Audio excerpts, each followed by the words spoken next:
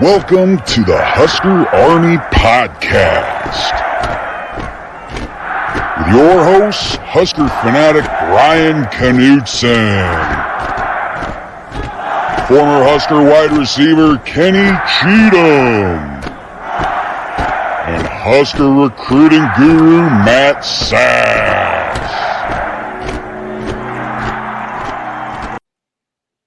What's going on, everybody? Fall in at attention. You're locked into a bonus episode of the Husker Army Podcast, brought to you by everybody at the Husker Army Facebook fan page. Check them out.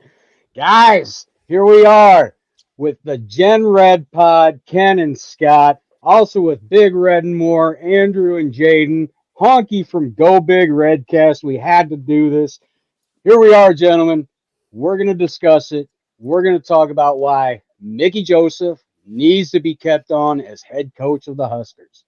Now, look, for me personally, I'm a sucker for guys that played here. I was sucked in on the Scott Frost thing because I believe they know the culture of this program. It's just a given. Granted, things are not what they were in those days, period. It's completely different landscape in college football. But they know the culture. They know what it takes to win. They've been around it. They've lived it. They've breathed it. So for me, I mean, gentlemen, just having a former player as a head coach, for me, checks off a box. I don't know about you guys. Ken, what do you think? Well, a former player as a head coach is a good thing, even though the last one wasn't. The difference is I think these guys play at a different level under Mickey after haven't seen him for 4 years before he got here. They play at a different level for him. But it doesn't cover up the fact that some of the coaches under him probably aren't as good as they should be to be able to win at a Big Ten level. But there's no doubt that Mickey motivates those guys. I love the idea of a former Husker who understands the standard being here. Whether he's the head coach or not, Mickey needs to be here. He needs to wear that N on his freaking chest. End of story. He has to be here. And I know there's a lot of people out there, even in the Twitterverse, especially in the Twitterverse, that are saying, well, Trev Alberts shouldn't tell the next coach who he gets to have on his staff. Bull crap. Yeah. I'm trying to be nice, Bryan. You can say bullshit, Ken. That's okay, exactly bullshit. what it is. Bullshit. I didn't even cuss on our show earlier today, so I've got some stored up. All right. But bullshit. Mickey needs to be on this staff. End of story. And if the next coach is worth his salt, he understands he doesn't want to have to recruit against this guy at all. End of story. So Mickey has to be here as head coach, associate head coach, whatever. Mickey has to be wearing the N on his chest. That's my take on it. I agree, Ken. I mean, just having him on the staff, period. And from what I've understood, from what I've been told, what I've seen, what I've heard, Mickey's willing to stay on this staff, whoever the next head coach may be, if it's not him. So, I mean, that's a plus right there. And also, I think Bill Bush needs to stick around too. So, but that's neither here nor there. This is about Mickey. So, all right, Scott, give me your thoughts, man. What are your argument here about what's the first thing that would check off the box for Mickey to be named permanent? Honestly, I think it's just that the players respect him. That's just an observation that I have based on press conferences, based on video footage that we see inside of the locker room, just floating around on social media. As far as I can tell, the players love and respect Mickey Joseph. Whether or not he stays around as a head coach or not, I agree with my dad. He's got to have some integral part of our team in some way, shape, or form. The number one, players respect him.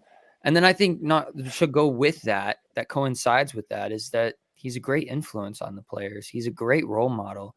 He's a good father figure. Some of these kids don't have dads or have absent fathers, or some of these kids, they've got dads, but having another father figure in essentially a whole different world of college football is crucial for these football players. They need to feel like they're cared for and looked after, but also given harsh finger and disciplinary action when they're not holding up to a high expectation. So I mean, that pretty much just describes character. I think Mickey Joseph has a lot of character and integrity. So those would be my main things. I've got a billion other ones, but I want to kind of hear what other people are thinking about Mickey Joseph before I start to go into a little bit more with that. All right, representing the Go Big Redcast, Mr. Redcast Honke. Man, you guys, you're never quiet. You never hold back. What would be the first check mark for you to keep Mickey Joseph as head coach? Yeah, I think having someone that has some familiarity with the program that doesn't hurt. I've never thought that the coach has to be a former Husker, but if all things are equal between two guys and one person has Husker ties over the other, I mean that's an added bonus, and that would be something that could tip the scales there. I think specifically with Damon, or not with Damon, with Mickey, is that he's a recruiter. And he immediately, the second he stepped into this state, the reason I was saying Damon was we had Damon Benning on the show back in April, and he specifically talked about, he goes, the difference in Omaha, in recruiting Omaha in the last 5 months. And he was talking about dating back to basically the time that Bush and Joseph got here. He's like, it's night and day difference. And the amount of times that they had already gone to all the schools. And he brought up Bellevue East. He goes, when the heck has Nebraska been to Bellevue East? And they've been to Bellevue East. So, I mean, the fact that he could rattle off 10, 15 schools. Now you look at what Nebraska is doing in recruiting Omaha. You look at recruiting in Omaha already for next year, the 2024 class. I think 5 of the 6 kids in state are Omaha ones. There's 3 in the 2025 class, and they even have a 2026 kid from Omaha. So there's a lot of continuity there, and I just think it's important to keep that momentum going. Whatever capacity he's going to be here, I really want to see him back here because we have a lot of momentum going in the recruiting area in state. And then also, I mean, he obviously brings you a lot of the Southeast and the SEC area too. Mm-hmm. I like that. I really do. I mean, seriously, it really is one of those things that, going back to, I believe what you said, Scott, about him being a father figure. Look, Trey Palmer's going to follow this guy wherever he goes. Mm-hmm. Period. They were talking about it during the game. He is a father figure to Trey Palmer, and his bags were packed ready to go when Mickey was. So, Yep. all right. This I have been waiting to get to. Big Red and More, Jaden and Andrew. Your guys' show is amazing, by the way. The colorful language that you guys are allowed to use. I am envious. I am absolutely envious of you guys. So I was excited about this because the F-bombs were the one thing I've got to shy away from on this show. So I almost felt like maybe I'm cutting a leg out from you guys here. But Jaden, let's go with you first. What do you want to check off that first box for Mickey to be head coach? Well, for me, it's a lot of what you guys have already pretty much said. For me, the biggest thing was obviously recruiting. He's going to be, constantly out there. You've already seen it as well. He's been all around the country just trying, and he doesn't even know if he's going to get the job, but yet he's still, even if he doesn't, him being a part of this staff, the new staff coming in, it's just, I think could be very, I don't know what I want to say here, but the thing I noticed most after Scott Frost got fired, and when he took over, he like the first day in practice, he met all the players. They all have his respect as they're coming in, and as well as when they're on the sidelines. Did you guys ever see Scott Frost come up and talk to any players? Because I don't feel like I ever did. No, I don't remember. Not And often. so I'm seeing that's like the biggest change for me. And he goes out and he's constantly coaching. He goes to him after a play or a good play, a bad play, whatever, and he's always coaching. And that he's gained my respect for that. Yeah, you saw it during the game during Wisconsin. He got on Anthony Grant a little bit, and I think it was for, the dancing he can do in that backfield. We saw it a couple times. If he would have just gotten north and south, he had an extra 4 or 5 yards of pop. But instead he tried bouncing it outside, and you saw Mickey. He's got his arms out like, Don't go outside. Go right here. So, yeah, he's not afraid to let these young men know when they screw up and what he's trying to tell them to do. It's for a reason. All right, Andrew, last but not least, my friend, give us your first check mark for Mickey to be kept on. So the thing that I really love about Mickey is he has such great self-awareness, right? So like the awareness of like where the program is, like as far as like when he says like we need, not only do we need talent, but we need like depth as well, because obviously the depth is lacking, especially when he talks about the offensive line. And, you know, the awareness to go tell Grant, it's like, hey, you got this like Le'Veon Bell style where you want to sit and wait for these blocks to develop. Well, we don't have the blockers to let that develop. So you need to just get down the field. And then also to the recruiting point, you know, like in Bellevue, I think Scott really took this for granted. It's like, well, you live in Nebraska, you want to play for the Huskers no matter what. Well, that's not true. Omaha's got so many kids where their parents come and they're in the Air Force and everything. Their parents aren't Husker fans. So, I mean, if the Nebraska coaching staff isn't coming in and showing you love, you didn't grow up with it being pounded in your head that you're a Husker fan and that's that, you know? So I think for me, the biggest thing that Mickey Joseph shows in his greatest trait is his self-awareness. I like that. I really do. And yeah, it's true. He's very self-aware. He knows what this program means to a lot of people, but he's not so self-indulgent with the program that he thinks everybody in Nebraska just automatically wants to come here. It ain't that way. Like you said, a lot of parents aren't Husker fans. I went to school with a lot of people that weren't Husker fans and to this day still aren't, but have been born and raised right here. So just because you're from here doesn't mean that you're a Husker fan. It's a lot for people to take in. 18-year-old kids, they've never seen us be great, you know, other than on YouTube. So that's another thing. Like the longer we go without winning, you know, the longer these kids go their whole lives without seeing us win. Hell, Absolutely. 22-year-old kids haven't seen us be great. Really? Yeah. Nope. That's tough to think about too. I mean, seriously, God, we could make a whole nother episode about that. Like, gentlemen, what do you remember? The days of the old. Oh, don't get me started. I know we could Do go on for not that. get Dude, me we would. started. No, I we'll couldn't. never get done with this. I don't even know. I Yeah, would just sit here Scott and would just be- nod my head and be like, I've seen VHS tapes before. Yep. I've heard remember the scaring a cassette living- recordings. I remember Bo scaring Pelini Scott count? half to death when I got jumped up out of my chair and screamed bloody murder after Corey Schlesinger scored that second touchdown against Miami in 1994 because Scott was like 5 months old and scared him half shitless because he didn't know who is this maniac in my living room right now. But yeah. And that was the last, other than 3 years after that, that was the last I remember watching Husker football really, truly be at a level of greatness that, would make me do that. Scare the shit out of my own kid. All right. So we talked about what would give you your first check mark for Mickey to be head coach. Scott, let's start with you on this one. I want to go on the opposite side of the spectrum here, and I like this because you are definitely more the realist. Like Ken just said, he didn't get to Wait grow a up. minute. I'm just saying he didn't get to see any of the glory years in person, so he has developed quite the different opinion.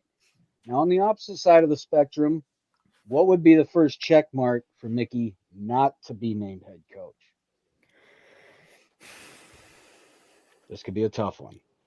It is kind of a tough one. Because there's a lot of little things, in my opinion. There's a lot of little things that are a con for Mickey Joseph becoming a blue blood program head coach, and that would go for any interim head coach working for a blue blood program.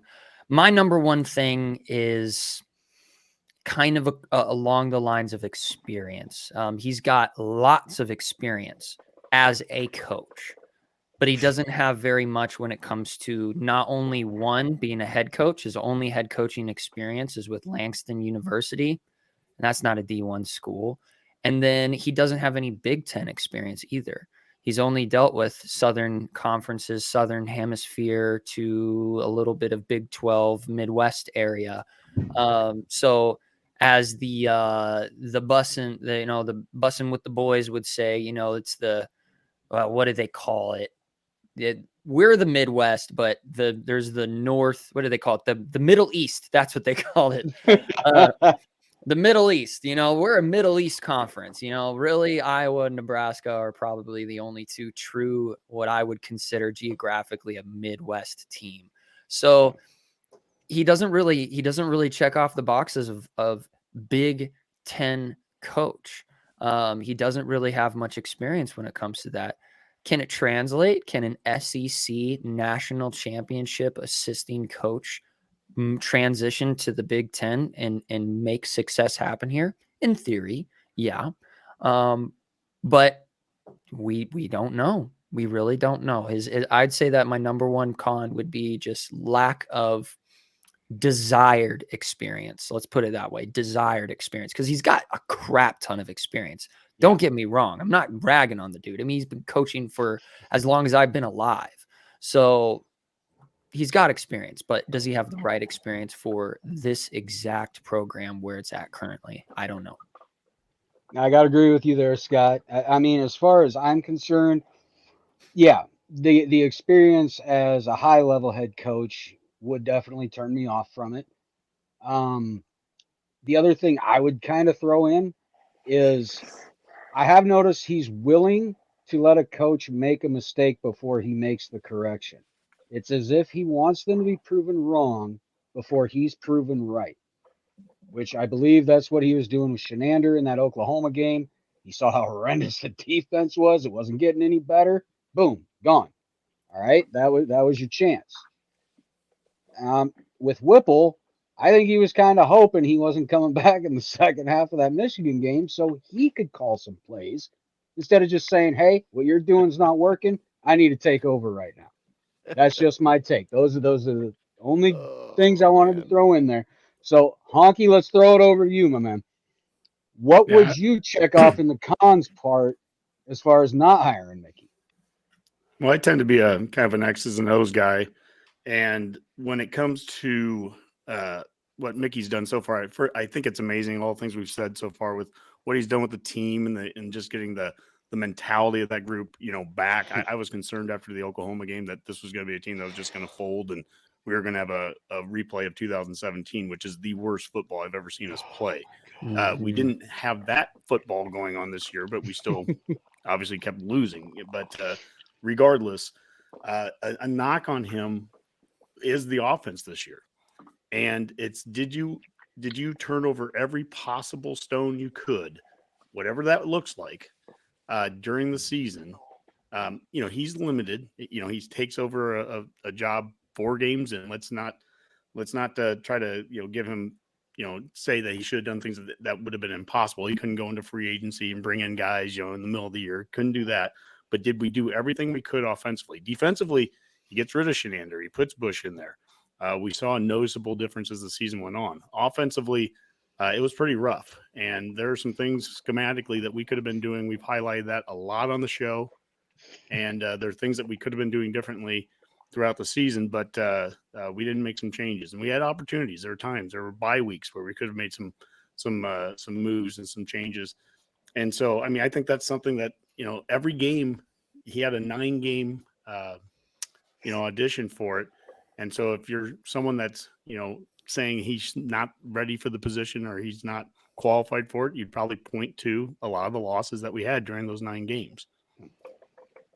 Really can. Absolutely. Yep. Yeah. I mean, you hate to put in wins and losses for the position he was put in, the shit that he had to take over. Yeah. Getting the team playing Bryan. hard. Watch your language. Just getting the team to play hard. I was concerned. The Oklahoma game, that was maybe my most concerning, where I felt like the effort wasn't there in some instances. Mm-hmm. And that is what got me thinking about 2017 a bit. And then the next concern was the difference between 2017 and today is you have NIL and transfer portals. You've got guys that have only been here for a couple of months in some cases. And, how bought in is the guy that hasn't been in the state even, since spring. I mean, we had guys that were coming in, later than that. Right. So it's a real credit to him that he was able to, I think, kind of galvanize the team around him, and the effort has not been an issue. I've not watched this team the last 5-6 games and been concerned at all about the effort. So I know that he's a guy that he has the attention of his teammates or the team, and they play for him. It's just there's some schematically X's and O's wise. I feel like there were some times that we were lacking on the offensive side. This is a defensive conference, and they've really proven that. And so, when we played Purdue and you have Palmer running downfield 20 yards, no one around him. I mean, we got done with that game and we're like, well, that's not going to happen again. Yeah. I mean, he's not just going to be running free with no one around. I mean, I don't have no idea what the Boilermakers were doing, but you knew that wasn't going to happen again. And by the next game, you've got the Illinois game, and Mickey was, post game talking about, hey, Palmer, you got to get off of blocks. You got to get off the line of scrimmage. And so we have a lot of issues there offensively that the O-line a lot of times gets the vast majority of the blame, but there's a lot, it goes a lot deeper than that. All right, Ken. I mean, look, I promise I will watch my language from here on out. Maybe. Right. This is your show, dude. If we're lucky. Yeah. I heard a disembodied voice come from out of nowhere asking me to watch my language. That could have been Matthew. I don't know. All right, Ken. No, on it your was pros Andrew. and cons. It was Andrew, not me. Andrew, come on, man. You of all people. I've heard you guys. I mean, come on. We don't want you stealing our thunder, I can't. I literally can't. I wish I could at times. I do. I really do. All right, These Ken, guys your are pros and artistic cons. in their use of the F-bomb. So. Dude, it is amazing. It is an art form almost. I mean, I'm not sure. Jaden, is it you that's constantly just dropping them? No, it's not me. Okay, Andrew, then it's you. Andrew. Yeah. All right, man. Yeah, dude. The last episode I listened to, I think there was at least 10 within a 30-second period. It was great. Mm-hmm. And none of them were out of place. It wasn't because you couldn't think of anything. It's because that's how it emphasized what you're feeling. They were an adjective modifying an adverb. Yeah, I got you. Yeah. All right, Ken, your pros and cons. Sir. Cons column. What would be the first thing to turn you off from Mickey being head coach? Well, the fact that his only head coach experience is going to be the 9 games that he's coaching this team. Because that was one of the first metrics that Trev put out there was a guy with Power 5 head coaching experience. A lot of it. Mickey's going to have 9 freaking games. And like Honke said, how much can Mickey do as a head coach on the X's and O's side? It's unfair, really, for this to be an interview for Mickey. Really, what Trev is looking at with Mickey is not what he does on the X's and O's side, but what he does on the leadership side. And I think Mickey has proved his leadership and the fact that this group of kids has not given up. They have fought to the very bitter end of every game, especially yesterday. But speaking of X's and O's, when the X's and O's does not let your defense get off the field, but for 37 minutes in the game, and the offense only possesses the ball for 23 minutes of the game, 48 plays. It does not bode well for him as head coach. But I don't know. I know he and Trev talk every single Monday since he's been the interim. They sit down, they talk. How long they talk, I don't know. But I have a feeling Mickey has told Trev, this is what I want to do on the offensive line. This is what I want to do for X's and O's on offense. This is what I want to do for X's and O's on defense. And I have a feeling Bill Bush is highly big time part of what Mickey wants to do on the X's and O's on defense. Yeah. No doubt in my mind. No doubt in my mind. But is that good enough for Trev? So for me, the biggest strike against Mickey is A, lack of inexperience, or lack of experience, and B, what's he going to put together for a staff? How many guys are going to come over with him from LSU? How many guys are going to come over that recruit at a level that he does? Because for me, that's the biggest check mark in Mickey's column, is the fact that that dude can freaking recruit, which is why he should still be here, regardless of who the head coach is. And then the other one is, and I hate to say this, I really, really hate to say this, but I wonder, there's a bunch of shit bugs on freaking Twitter that are going to look at Trev and go, oh, you hired Mickey. Cool. You played with him.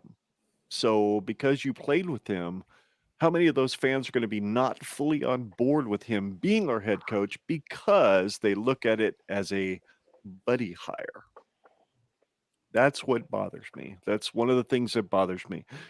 People are not going to look at it objectively. That Trev evaluated everybody that was out there, which isn't a lot of dudes. Let's be dead honest here. Other than people who have been fired, there's not a lot of dudes out there that Trev is going to look at, other than hiring away from teams that are already competing and may end up being in a Big 12 championship game like a Kansas or a Kansas State, places like that. So maybe he has to go outside the box. And how many people are going to be really cool with an outside the box hire like a Mickey? I just don't know if that's a negative or a positive. For me, I don't care. I'm Team Mickey. If Trev says Team Mickey is good enough for him, damn it, that's good enough for me. Because obviously Mickey has told him something that he wants to do in the future with this team that probably does not involve, fuck me, I hate to say it, Mark Whipple, Donovan or Donovan Raiola, Zach Duvall, because fucking A, can you ever possibly experience a worse strength and conditioning year than 2022? No.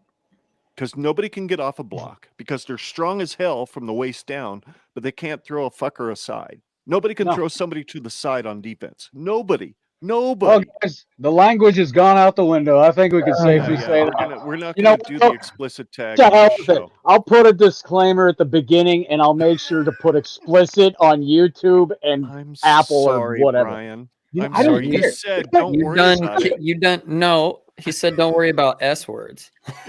Oh yeah, the S words. Yeah, I don't know what it is, but yeah. But you know what, guys? F-bombs, but I watched it right out of my mouth. So sorry. I'm really sorry. Who had Ken on their bingo card for ruining it? Ken, never apologize for being you, man. And Andrew, I'm going to say the same damn thing to you, my friend. Don't apologize one bit if it slips out. I don't give a damn. I'll put the disclaimer at the beginning. I was given permission for that. I don't care.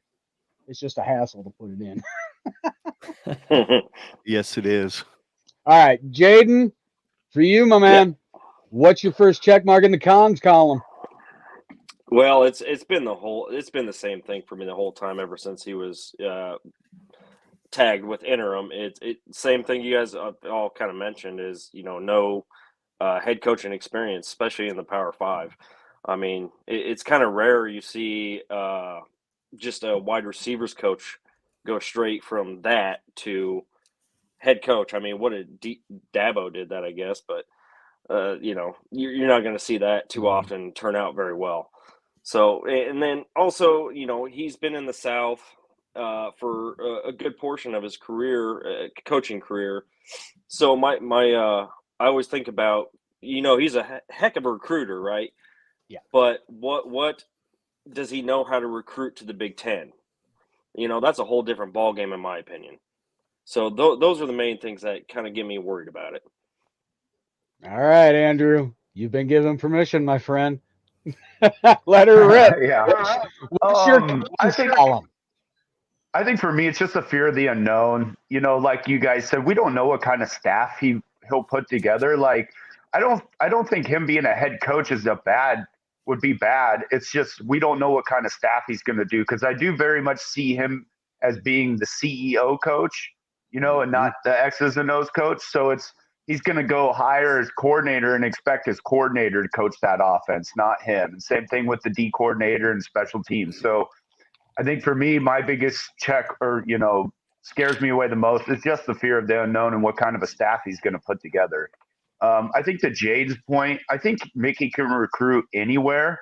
And when we retain him on staff, because he'll be retained no matter what, I guarantee Trev's not hiring a new coach that isn't going to keep Mickey.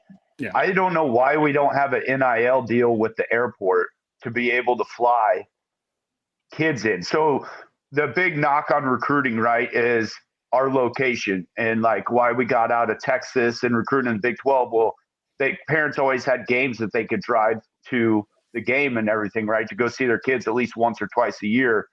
Well, why don't we come up with the NIL deal then so that recruits and players can all have their parents come watch the games? Like, don't you feel like that would put us over the top? I think so. I really do. I mean, the NIL has totally changed college football. It's almost becoming the wild, wild west if they don't rein this in soon. So there's got to be some more rules and regulations put in place, I believe. But it is in its infancy of the NIL. So hopefully it doesn't ruin college football. But I agree with you, Andrew. If they're willing to start paying players and everything, what's wrong with bringing their families in on commercial flights? What's wrong with that? Bring them in. You obviously can afford it. And now it doesn't have to look so damn shady and completely behind the curtain. You can do this all out in the open. You're not going to get in trouble for this anymore. Yeah, I feel like that would completely change the game for us. It's hard enough, quote unquote, hard enough to recruit here, right? Because we're kind of a terrible location for our conference and all that. But as long as you're flying, who cares? And especially if he wants to go out to, with USC and UCLA joining, he wants to go out and recruit all over the country, California, Florida, Texas, Georgia, all of that. Well, we're not going to play too many games there. So you got to find a way to get these kids as parents and family members to the games so they can watch them. Otherwise, it's going to be a big deterrent. Yeah. All right. I think what Andrew said about the CEO style is important because, there's a ton of names out there, dozens of coaching names that we've heard over the last couple of months, and they all bring something, right? They're an offensive guy, a defensive guy, it's a pro guy, it's a college guy. And we've gone through every conceivable, type of coach over the last 20 years. But the CEO style that Mickey is important here because he's not bringing the X's and O's to it. There's a number of coaches that, you had mentioned Jaden, I think Dabo. There's plenty of examples of guys that haven't been Power 5 head coaches. There are guys that got their first job at a big school. I'm thinking, well, look at Jim Leonard right now at Wisconsin that we just played. And obviously Ryan Day, and you can go back to Bob Stoops, you can go Lincoln Riley. But a lot of those guys got into that role as a coordinator. So they're bringing some style with them. Mickey, I mean, I could see us being spread. I could see us being power. I could see us being a lot of things. Mickey, it's what is the staff that he's going to bring. And it's an unknown. It's not necessarily a negative because he might bring a great staff. And that's part of the plan that he has to be able to convince Trev on that, hey, I'm going to get this guy, and they're going to run the offense, run the defense, and this is the style of play that we're going to play. And if Trev is on board with that, that's where I could see that happening. If he is hired, that's the stuff that needs to be explained to the fans that are going to be, questioning it. And so that's, that's part of kind of the first presser is, hey, what was your thought process? Why did you go with this coach that's brand new and hasn't done this before? Well, this is what he laid out to me, and this is why we did it. Yeah, because everyone's going to assume that it's because he heard all no's, and that's why Mickey got the job. Exactly. Yep. And hypothetically, let's think about this. Say Mickey is named head coach. He's going to make his own staff. I can almost guarantee Whipple, his ass would be gone. Thank God.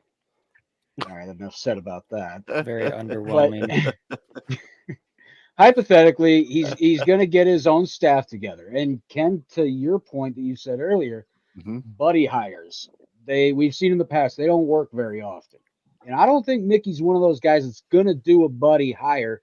He's going to get somebody, to your point, Honke, and I believe Jaden said this as well, that's going to get the job done.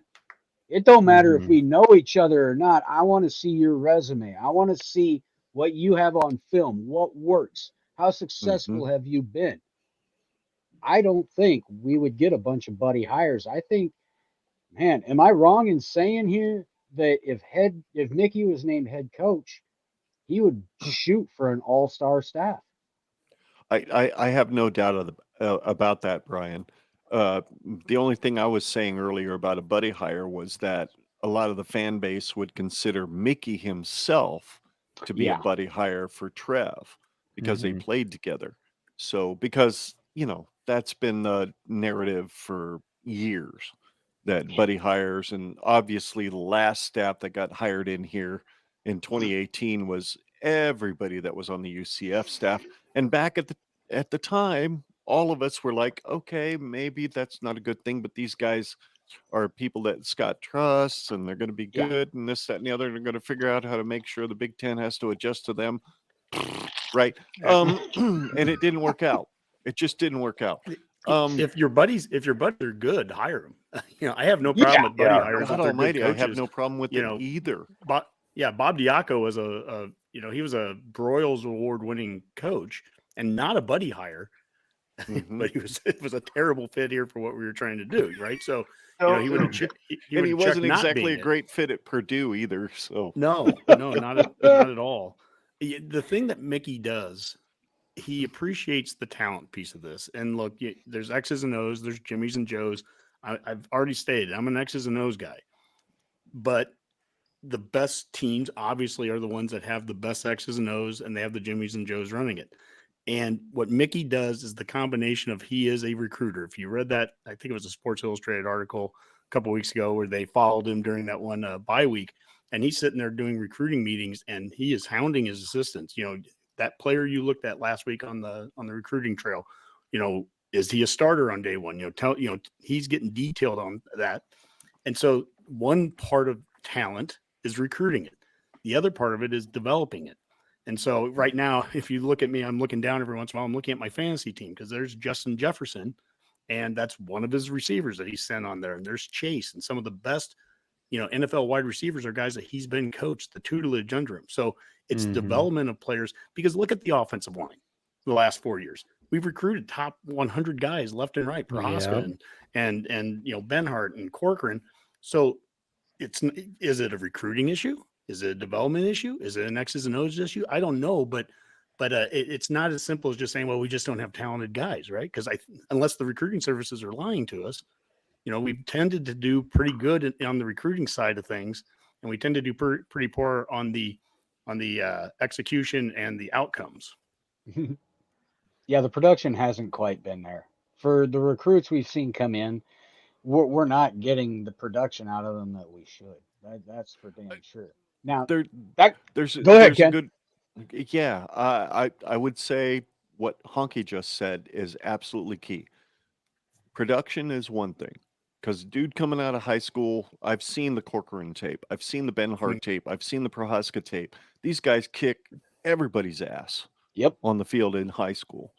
But once you get to college, it's a different level. You just can't expect these guys to come in at freshman and go, do what you did in high school. You got to develop those guys. And that's not what we've seen over especially the last few years. Since a lot of the guys have graduated on the offensive line that were here when Frost got here, that offensive line has taken a step back. Because I don't think the people that Frost brought in knew how to develop them. I just don't think they did. You think about, where do you develop players? It's in practice, right? What Yes, is sir. something Mickey's been able to do over 9 weeks?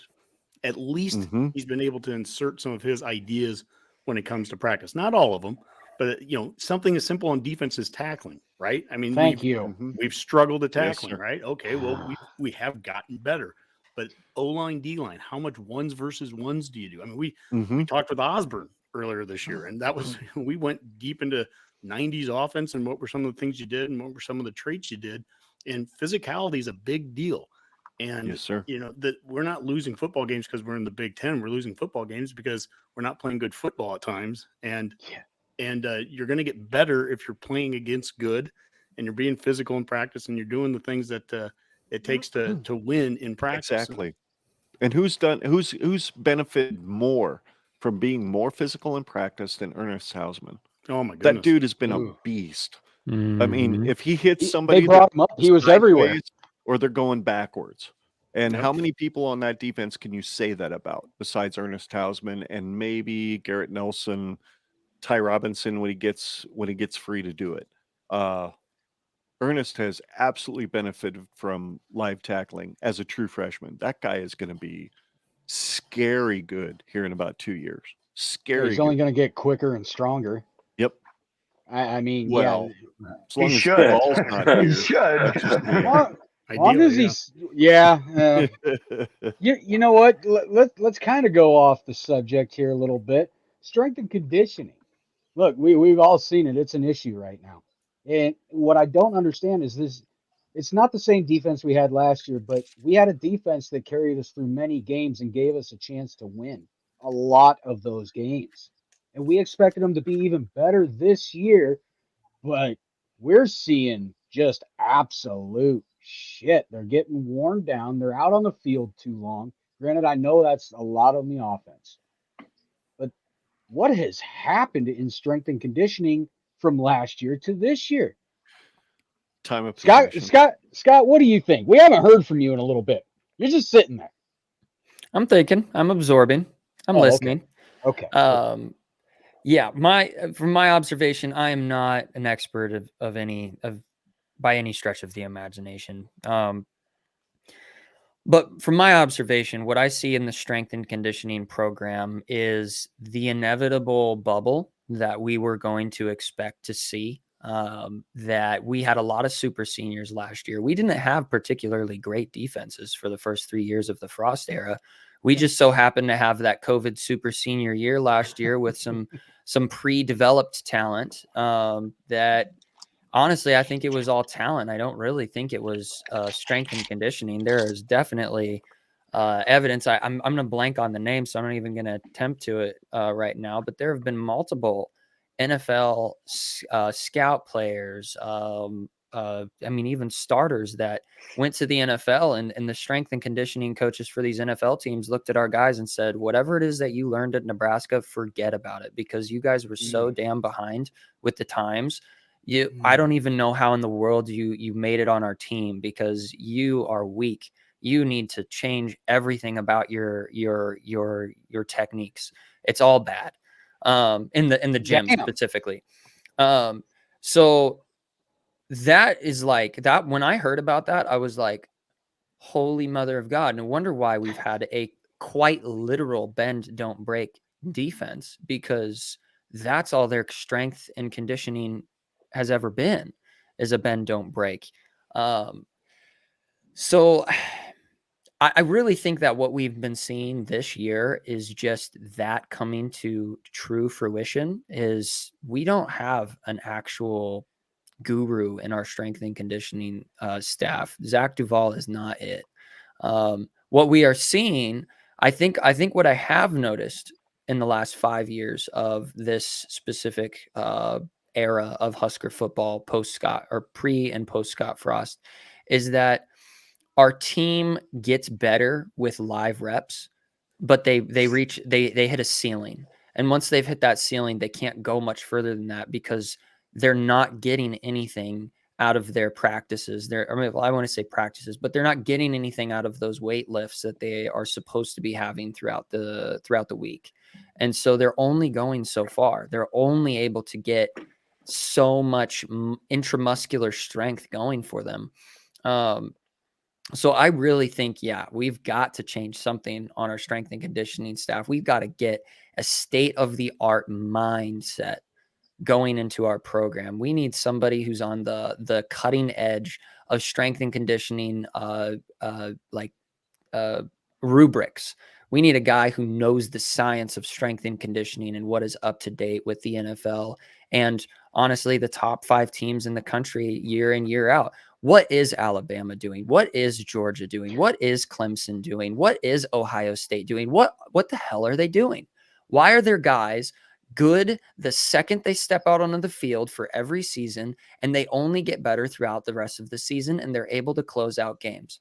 I think that falls on strength and conditioning to a higher degree than I think Husker Nation has really given enough credence to. Yes, there are X's and O's that are important. Yes, you've got to have experienced coaches that are coaching these guys with the correct techniques. But I mean, there's only so far technique's going to take you if you don't have the gas to get you going somewhere.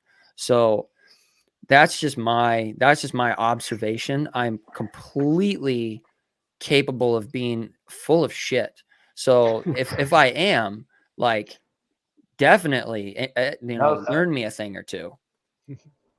Just blame me for that because, chip off the old block. Scott, I think to your point, it's we're the all get off the bus team. We have all these show muscles, but we don't have performance muscles. Yeah. So, and I think we can even look closer than looking at Alabama and Georgia and all these guys. Hell, we can go look at Iowa. We can look at Minnesota. We can look at Wisconsin. Yeah. Their issue, they're great at development because they don't get the talent. They don't get better recruiting classes than we do. But it's because they're doing something in those training rooms, in the weight rooms, that their guys can go a full game and progress and get better through the game, where all of ours fall off. So I don't think we necessarily have to go watch or reach out and see what the top 5 teams are doing. I think we can look in our own backyard. Oh, I completely agree with that. I guess maybe I just have a little bit. Sometimes I tend to go a little bit more towards, like, I mean, if we're gonna do it, we might as well do it to the highest degrray we possibly can. Yeah. But to give you a devil's advocate, I mean, let's do some baby steps here. Like let's look at the Iowas, let's look at the Wisconsins, let's look at even Minnesota and Illinois up to recent history. They clearly have a good strength and conditioning program and a lot of discipline when it comes to their athleticism. So why not look there to get that baby step forward? I did want to say really quick, I just wanted to say one of the main reasons why, when we were talking about pros and cons, the first thing that came to mind was just character instead of recruiting, is because, I mean, yes, we know we've got a good recruiter with Mickey Joseph, but to what degree? Like, is he recruiting great offensive linemen? Is he recruiting great defensive linemen? Good linebackers? I mean, he can, in theory, sure, maybe in Omaha, but where else? Where else can he provide that talent? Clearly, he was able to see something in Jamar. He was easily able to see something in Jamar Chase, a top 100 wide receiver. That's a given. But Justin Jefferson, not even a top 1,000 player. He was outside of the top 2,000. He was like 2,200 in the recruits, barely a 3-star. So he was able to find really good wide receivers. And the reason why I bring this up is because if we're looking for a coach that can have a CEO mindset, he needs to obviously identify talent, but my God, we need to figure out a way to get great coaches here that can start to identify all of those other things. Like Dad and I have talked about, me and my dad, we talked so much about trenches. Who cares about Justin Jefferson's? Who cares about, for our own sake, a Levante David? Who cares about that at this moment if we can't even get pressure on the quarterback and we can't elude pressure on our own quarterback? We've got to start there. And I've raised him right. What I think is most important that Mickey Joseph, this is just my observation. I want somebody to critique this because this is an observation I have. It might be intuition. It might just be emotionally driven. I don't know if it's facts driven. What I see in Mickey Joseph as a major pro is that I've heard people say it already. He's a CEO. Does he have an X's and O's specialty? No, he's never been an offensive coordinator for any program, as far as I'm aware. But he does have that CEO ability that I think is unique. I think he knows what a good coach is. He might not be able to critique their X's and O's, and I think that's what's important about having guys around him. But when I think of Mickey Joseph, I think of a guy who is so good at being a CEO, he's not going to micromanage a damn thing. because that's what makes a really good CEO. You can have, honestly, this is my bias. I don't like head coaches that are X's and O's guys because they get too caught up in micromanaging that part of the game. One of the things that Nick Saban did that made him so proficient as a top tier coach is he stepped away from X's and O's when he realized that he was no longer up to the game. He just found the guys that were going to continue to evolve the Alabama program to be the greatest program of our current time. And I see Mickey Joseph being that kind of guy. I see him being the CEO that looks at it and goes, I am not an expert in the X's and O's, and I'm okay with that. But I am an expert in knowing what makes a program function correctly. I think the best head coaches are the ones that can identify in themselves what their strengths are versus not. And I don't want to try to pigeonhole and say this is what makes a good head coach from a bad one. Osborne was pretty good as a head coach, and he called all the plays, and it was his offense, and he knew it better than anybody. So from coach to coach, you'll find it different, right? Some coaches then make that transition, like you said with Saban. Bob Stoops was a great DC, but when he kind of took over the head coaching job, it became more of a head coaching role for more CEO. Bo came in here as a great DC and never really transitioned to the CEO type. He really wanted to be the DC, and there were some years we were good and sometimes that we weren't. I think when we were talking about the strength and conditioning stuff and we will compare it to Iowa, I think, or the Minnesotas, and there's still not an apples to apples thing to me with that, because I don't know that we can come to conclusions on what our strength and conditioning is if we're not doing the same things after we get done lifting. If we're not practicing the same way, we're not doing those things the way that Iowa and Minnesota and Wisconsin are. I don't know that we can just sit there and say we're not strong. We're coming off the bus looking good because they've worked out. They put in the time, they put in the effort. The first coaches clinic that Frost did, I would go to the coaches clinics in spring every year, dating back to Solich. And so I went to the one, and the first guy he had up on stage was Duvall. And he wanted to make a point that, strength and conditioning is going to be a hallmark of our program. And he said the famous thing of we're going to do Husker power and Oregon speed. And that was kind of that was at least the theory there. Now, we never really quite saw that. But Duvall was at Buffalo when the Buffalo Bulls, when they had Khalil Mack. And I remember he showed on the stage, he showed 4 photos of Khalil Mack, his freshman, sophomore, junior, and senior year. And you saw the development in Mack from this kind of chubby freshman. And by the time he got done, he was just, a brick shit house. And so the idea, I don't know enough about strength and conditioning specifically to say that we're not developing guys to make them big and strong. I mean, the last year when we had Ben Stilley and we had JoJo Doman, we had those guys that were 5th and 6th year guys. I think it was some of the strength that they got here over the course of 4 and 5 years that is what led them to be able to get into the pros, and now they're playing on teams and making teams. I look at Garrett Nelson; he has absolutely transformed his body from when he came here to where he is now. But I questioned the X's and O's and what we were doing defensively for a number of years here. Are we putting guys in the right spots? I think the 3-4 is a real challenge. And this is something, if I was Trev, I'd be talking to Mickey about is defensively, what do you want to do? Do you want to continue down this 3-4 route? Do you want to go back to a 4-3? How do we recruit towards a 3-4? 3-4 is a very different alignment and body type that you need versus the 4-3. So how many times over the course of the ever since Diaco, really, that was the year that we transferred to the 3-4 and we've been it ever since. How many times have we brought in a guy like Ben Stilley who comes in as an outside linebacker, stand up, running around, and by the time he's done, we're trying to build him into a 290-pound D end. I don't know that's the right spot for him.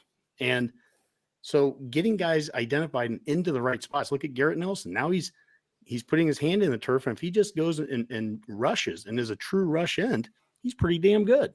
He's pretty good in that. And then the next play, we're dropping him back and into coverage, and it's kind of a mess. And so the example I always use with this is Trev Alberts. Our athletic director wins the Butkus in 93, and he was a 5'2" outside linebacker for his first 4 seasons here.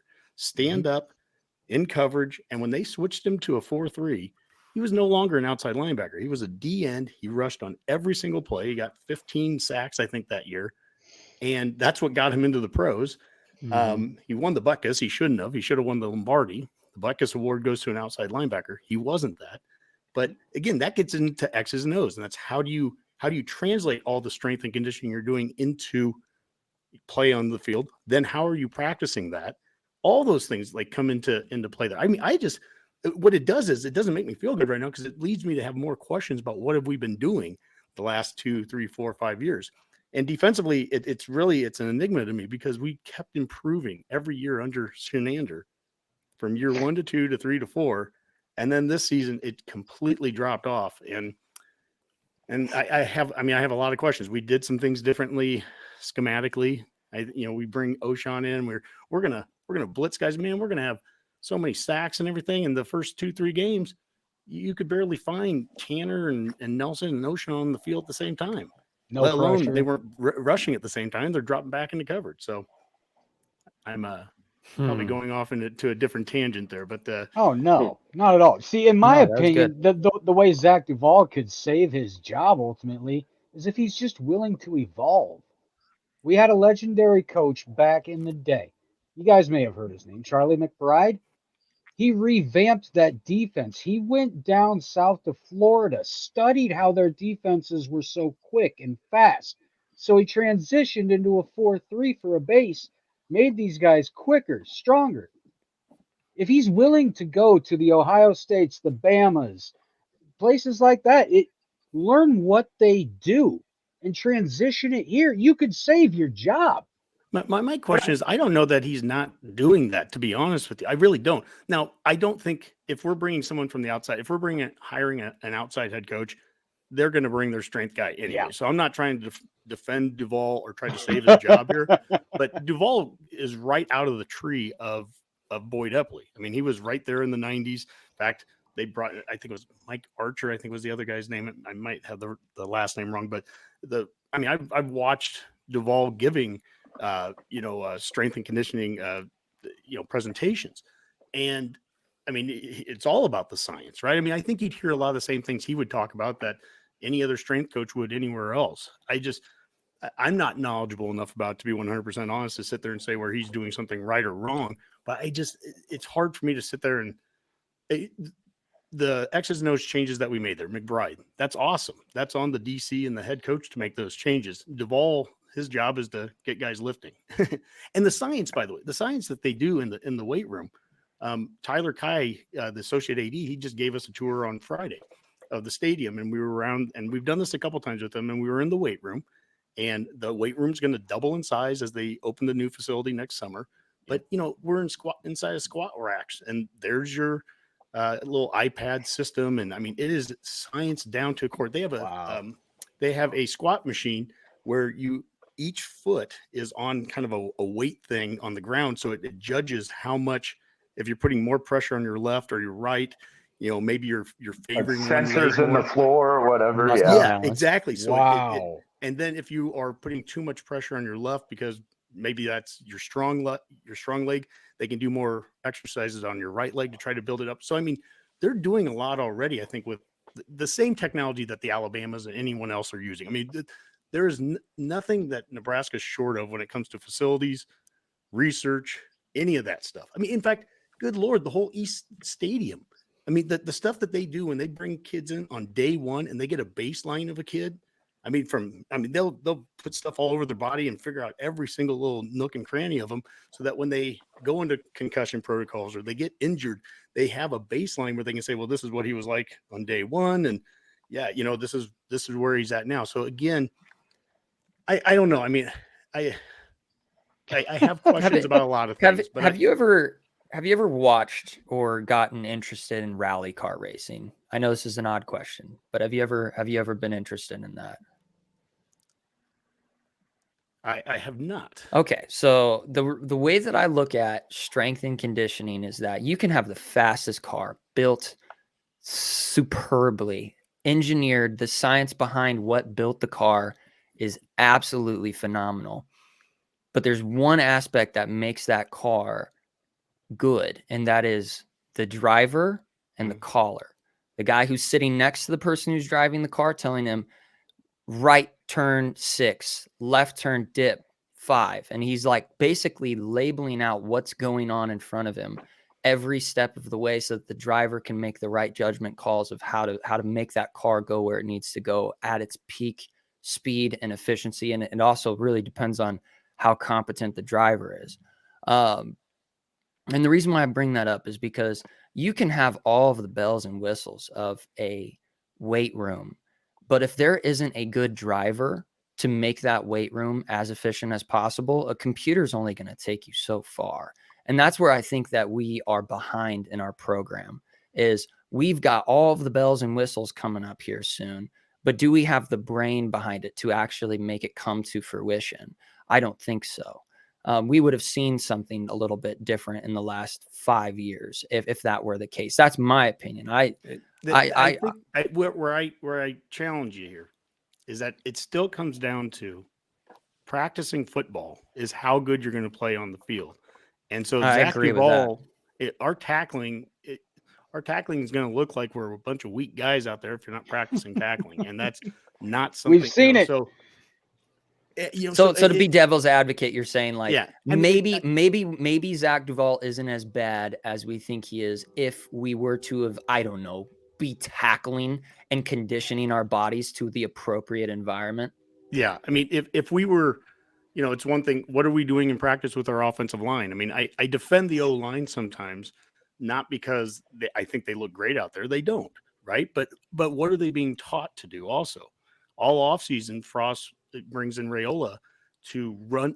He's going to do really innovative things with run blocking, the things that Frost has wanted the O-line to do. Awesome. What happens after September 11th? We don't have Frost here anymore. Now we have Whipple. Is this what Raiola was brought in to do? Are we doing the styles of blocking? Are we actually taking the physical gains that we made in the weight room and taking them to the practice field and on Monday and Tuesday and Wednesday doing the things to get the players better? I mean, those are the questions that I have. And again, I think if this is a discussion about Mickey. I'm not even guaranteeing if Mickey was the head coach that Duvall would be the guy anyways.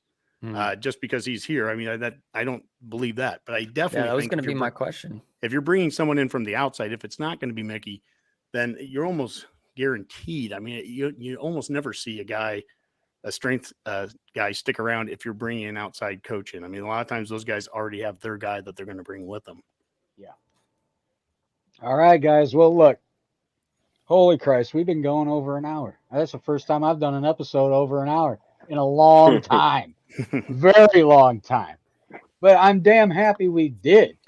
So I look, a lot of the reason we do a half-hour show is just, let's face it, guys, people's attention spans are not what they used to be. Nope. So getting people to tune in for an hour and a half, 2 hours, which is how we started on Scarlet and Cream, and come to find out, people weren't too hip to stick around and listen for an hour and a half, 2 hours.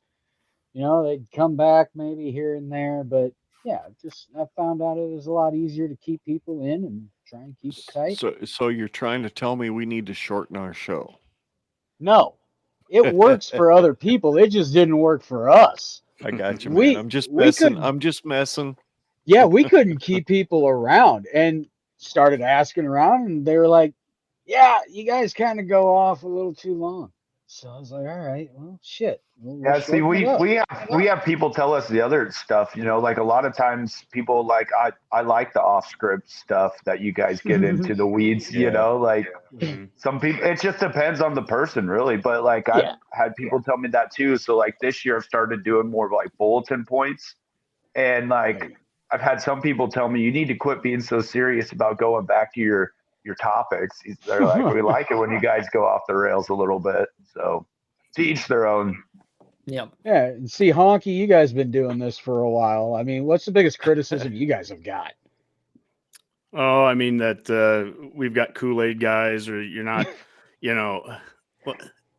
I think we try to paint people into certain corners. You are an optimist or you're a realist, and I've always considered myself both. I mean, I'm optimistic about the program. I think that we can always get back to a level of being a national player on a consistent basis. I'm also realistic from what it takes to do that. equated that to a guy like Devaney when he came here. Mm. He's the perfect example of he was as optimistic as you could be in 1962 after 20 seasons of Nebraska football being very similar to what a lot of that we've done over the last 20 years, to be honest with you. He came into a situation where we didn't have facilities. We didn't have all that. We were 20 years removed from being a national player, and he dreamed things and said, hey, we can win national titles. He thought that from day one. But he also looked at the situation and said, but to get there, this is all the things we have to do. I mean, he had to be a realist on where we struggled, what we needed to get better at. And it's that combination. I mean, but you got to have a little bit of both. But being a realist, just for the hell of being a realist, a lot of times you're just a dick. I mean, more times than not, when I've dealt with people on Twitter or whatever, they're just a realist. Yeah, if it's just, like I'm so proud of being a realist. Oh, I wouldn't want to hang out with that person anyways. It's being real about what the situation is, but understanding that there are positives here. And this is what Trev talked about with what he's going to hire. We're going to take the strengths that this program already has from sellout streaks and NIL and facilities that are as good as any place in the country. And we're in one of the best conferences, if not the best conference for it. All those things. We have a lot of strengths here, and let's stop being stupid and making mistakes that our counterparts aren't making. Let's figure out what it is that we want to do and put all of our efforts towards that. And, I'm incredibly optimistic that this program can get itself turned around, but this is a huge hire, and it takes a big time decision and the right hire this time. And I guess, and I'll stop with this. When you look at the last couple times that we've made coaching changes, we have rebooted everything. Not a single person back. We've started over from scratch, and it looks like it every time. Yeah. And one of the reasons why I think it's important for a guy like Mickey to be back in some capacity, whether that's head coach or not, Bill Busch in some capacity. I've watched that guy give multiple talks and presentations. The guy's amazing. LSU doesn't have Joe Burrow if they don't have Bill Busch. And when you think about LSU in the national championship locker room after that game, and they're smoking cigars, and there's Busch and Joseph talking about how cool would this be to do this in Lincoln, Nebraska, because they bleed red and they love it here. And they happen to have the background, the history that they have too. I don't think you have to tell a coach coming in to keep them. I'd be really concerned about any head coach that would have to be convinced why to keep a coach that has the resume that those guys already have. And there's some other coaches on the staff too. So let's not reboot everything. There are some good things going on. And all of us have mentioned different things that are positive that are going on. The recruiting. Why would you go and reboot everything all over again? We did that in 2014. We did that in 2017. Let's not do that in 2022.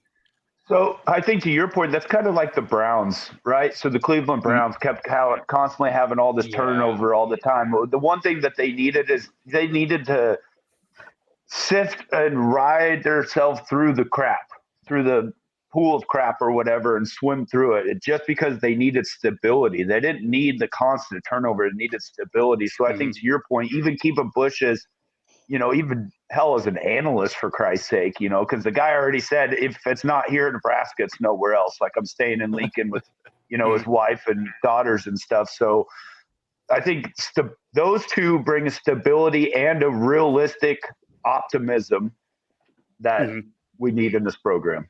Because I think to your point, we're not dead. We can get there. It's just absolutely. I love Mickey. You want to talk about a realist? Is Mickey optimistic? Because I would think a lot of people would say, yeah, he is. He has that kind of that demeanor. Nah, he's a realist, and yet he knows what's going on. And yet he looks at this. He looks at this roster, and he's like, it's got to get better. It's got to get deeper. We've got to recruit better than this. And it's not just a star system ranking recruiting. We've got to get. Why didn't we offer? We need dogs. Why didn't we offer Flores from Gretna? Right. Okay. Well, during one of the bye weeks, the talk is that we even went back into Gretna and even tried to get him, on top of the fact that we're getting all these other in-state kids. I love it. I love his approach. The Malachi story. Yep. Yeah. When he said I wasn't even considering Nebraska until a few months ago, and he's like, I think why? Like. So when someone tells you there's nothing going on good here, reboot this whole thing. I mean, it's all garbage. Start over from scratch. Bring someone in here and let's get this thing started. No, I'd say take a step back, and this is what I'm hoping, and obviously I assume Trev is doing. Take a 30,000-foot view of what's going on within the program. Where are we strong? Where are we weak? What should be kept? What needs to completely be ripped apart and torn apart? But let's be smart about this. And Trev's, I guess the positive thing here that we have is we have a little time. As we all know, we've gone 2 months now without a coach. And so we've had some time, and Trev has to identify what it is he's looking for. And right. I get the feeling that Mickey's going to be a part of that in some capacity. Absolutely. All right, guys. I completely agree. You know what? Let's rein her in. For one, I'm going to need a break before we start the next one. Because unfortunately, I'm a cigarette smoker. I kind of need a cigarette, you know? You go ahead, Brian. Just duck out. I'm gonna wrap this thing up, and I'm gonna throw an outro video before we end this thing. So just go out and smoke. It's all good. The hell with that. No, I can wait till the end of this episode. I'm not gonna bail on my own podcast here. Yeah. Can't do that. No. All right, so gentlemen, let's go ahead and plug where everybody can find you. So, Generation Red Podcast, Scott, Ken. Scott, how about you first? Where's everybody going to find you?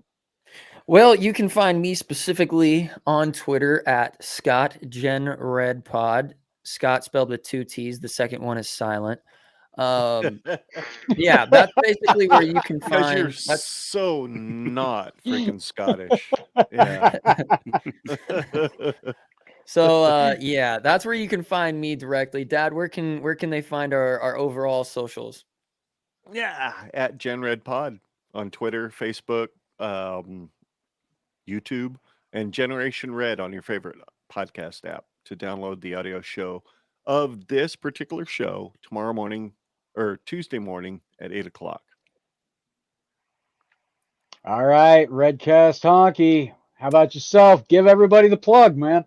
Yeah, you can find us at Go Big Redcast on Twitter, Facebook, Instagram, and YouTube is where we've really made our biggest change here in about the last 10 months. We've started doing all the live streaming and everything there too. So we're on the Hurrdat Sports Network. You can find the audio on any of the big platforms. And I do just want to say, I mean, we started this show in spring of 2017, so it's been a glorious 6 years. All we've seen is losing season. It was right after the last 9-4 seasons when we started. But I want to just give kudos to all the other shows, all the other Husker ones out there. We've done different crossovers with a lot of different shows, and they're all great in their own regard. I mean, and we're different shows, and we do cater to some different audiences, but at the end of the day, we're all supporting the same thing. It is Husker football, Husker athletics, and through social media, through Twitter, it's been great to interact with a lot of you guys, and that's how I got to know Ken so well too. It's been great to interact with you guys. I listen to as many shows as I can whenever I can, but I really appreciate it, what Husker Podcast Nation does, because it's unique. There's not a lot of schools that have the type of support and the type of interest the way that Husker fans do and the Husker Podcast do. So well done, everyone. Well, thank you, sir. Thank you very much. And I kind of like that. We should coin that Husker Podcast Nation. Absolutely. I like that. That could be a hashtag. I'm just saying. All right, Jaden. Throw it out there every time we post something, dude. Jaden, where can everybody find you, my man? They can find me on Twitter at Big Red More 1. All right, Andrew. I'm Twitter as well at Big Red and More 2. Apparently, I guess I thought it was 1, but never mind. No, you're not. You're 2. Jay's number 1, and 2. You are number 2. That's right. He took it first and means it pissed you're the me off. shit. I remember that now. Yeah. And then, we got a Facebook page too, Big Red and More Podcast. All the platform or podcast platforms. Go check us out. And to Honke's point, I don't know any other school that could fan base that could support 20 of their school's podcasts, but somehow Nebraska and most does of them it, are so. fan podcasts too. Yeah. No doubt. All right, guys, you know where to find us at this point. Twitter, Instagram, at Husker Army Pod, YouTube, Husker Army Podcast. Find us anywhere for your audio, Apple Podcasts, Spotify, Sprout or whatever the hell it's called. I lose track of what they're called anymore. I mean, my God, there's so many of them. Yes, But yeah, sir. everybody, you know where to find us. Guys, I can't thank you all enough for joining this episode. This has been a blast, man. Man, not only did we start with talking about why the hell we should keep Mickey Joseph, we also go into other shit that we had no idea that we were going to bring up and gave excellent points on all of them. So, gentlemen, applause all around. I got to give you credit. This was absolutely amazing. Love you, bud. So, Absolutely love you love guys too, man. And So, anybody that's listening go to ahead. this or watching this after the fact, we're going to do another show here in about a half an hour where we're going to go into the top 3 coaches that we have all picked based on our votes that are not named Mickey Joseph. So if you like Mickey, you might not want to watch that. But if you don't like Mickey or you just want to see what we think Trev is going to do or maybe not do, come hang out with us here in about a day, because that's when the show's going to come out on Wednesday at 5:30. This one's going to come out on Tuesday at 5:30 on our YouTube channel. I know Brian's going to put it out probably late Monday. And then the audio is going to be out on our podcast feed on Tuesday. I'm sure Brian's going to put it out there about the same time. And then the next one that we're going to do is going to be out on our YouTube channel on Wednesday and our podcast feed about the same time. So this has been great, dudes. Thanks for coming and hanging out. Thanks, Bryan, for hosting this, because you did an outstanding job, way better than I'm going to do. I barely had to say shit. You guys covered it all for me. It was great. You did a way better job guiding the conversation than I do on our own show. We've done this shit for 2 years now. So, hey, and you didn't even have your co-host here to reel you in.